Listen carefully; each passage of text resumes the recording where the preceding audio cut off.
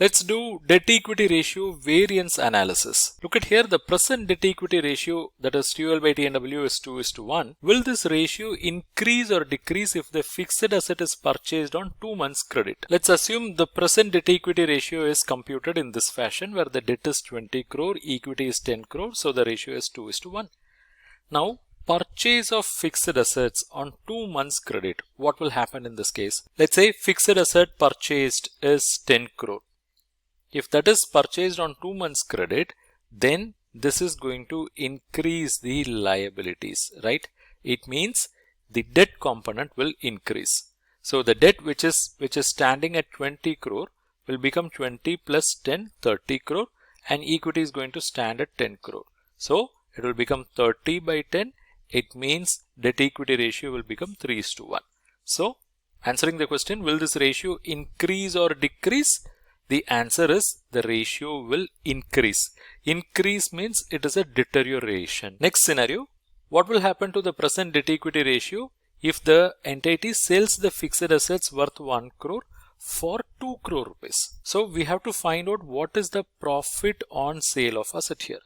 They've sold it for 2 crore whereas the actual worth is 1 crore. So the profit is 1 crore. So this profit will get added with equity, right?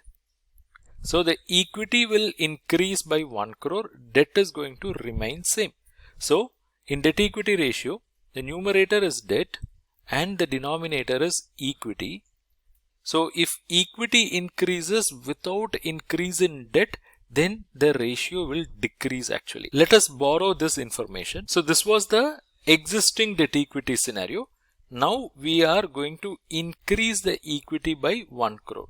So what will happen? 10 crore will become 11 crore. And as a result, this 2:1 will undergo a change. It will become 1.82:1. So the question is whether the ratio will increase or decrease, and the answer is decrease. Decrease means it is improving. Scenario 3, what will happen to debt equity ratio if new shares are issued for cash? So in this case also, equity will increase, right? Because new shares are issued, cash is coming in. This was the existing debt equity scenario. Let's say new share issued, that is capital raised, is another 5 crore. So what will happen? The denominator will become 10 plus 5, 15 crore. So we will have 20 divided by 15 and the new debt equity ratio will be 1.33:1. It means it has decreased from 2:1 to 1.33:1. So this decrease is actually good for the business. It is an improvement. Scenario 4, what will happen to debt equity ratio if the capital is increased by issue of bonus shares? In this case, the company is issuing bonus shares. So what they are doing is they are just capitalizing their reserves. So there is no movement.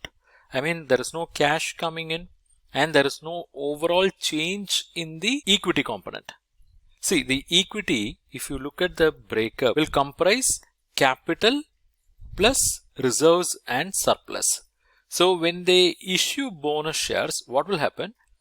There is a shift happening from reserves and surplus to capital. We know this was their existing debt equity position, right?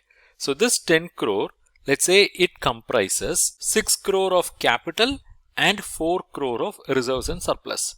And if the company is issuing 1 crore of bonus shares, what will happen? The capital will become 7 crore and reserves and surplus will become 3 crore. So there is no change in the overall equity. So answering the question, the issue of bonus shares will not alter the debt equity position or debt equity ratio. Next, what will happen to debt equity ratio if the company converts the debt into equity? Okay, here is their debt equity position. Let's say of the debt of 20 crore, 15 crore is going to be continued as debt and 5 crore is going to be converted as equity. In that scenario, what will happen? The debt position is going to come down. 20 minus 5, it will become 15 and equity position will increase. 10 plus 5, 15. So now debt equity will be 15 by 15 and the ratio will be 1:1. So the ratio is actually decreased from 2:1. It has come down to 1:1 and it is an improvement.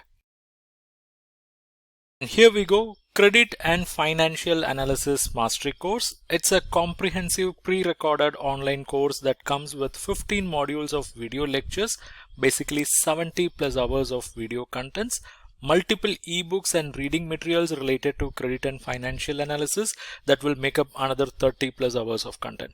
So totally it is 100 plus hours of learning resources. Then you will also get access to a private community in Telegram for clarifying your doubts in credit and financial domain. Then you also have the flexibility to choose 1-year subscription or lifetime subscription depending upon your learning goals. So by joining this course, you will learn basics of credit analysis, how to read balance sheet, financial ratio analysis, cash flow, fund flow analysis, how to arrive at credit risk rating, how to prepare CMA report, cash budget, how to assess credit facilities like CC, OD, LC, BG, term loan, how to write bank loan proposal, and you will also have access to case studies related to credit analysis. So to join this course, to know more about the course, comment CFA, and I'll share the details with you.